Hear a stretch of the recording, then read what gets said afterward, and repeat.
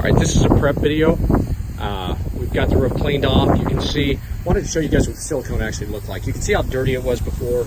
Actually, if you do a side by side, silicone collects some dust, one of the downsides to the product. But look at the acrylic here where this moisture has been sitting on it, and you can see some gaps, cracks, and holes in here. You can see right here where we've done the silicone, we've actually cleaned it. It's right back to as white as new. And it literally looks like the day we put it on. So you can see all these cracks in here. They're all filled up. They're in good shape. What we're going to do is we're going to clean this a little more, probably one more time.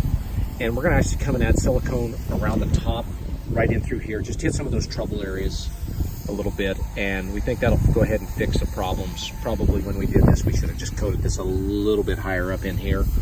Would have helped cause this to run longer. Outside of that, you can see over here, we've got our roof cleaned back up. Got some general maintenance done. We are getting ready to start treating all the pipes. I'll try to do a video when we do that. We're not going to do any work over in the far corner there. And we still got to pull off the siding here, and pull off the siding here and get those prepped. So I'll show you a video as we get a little bit closer.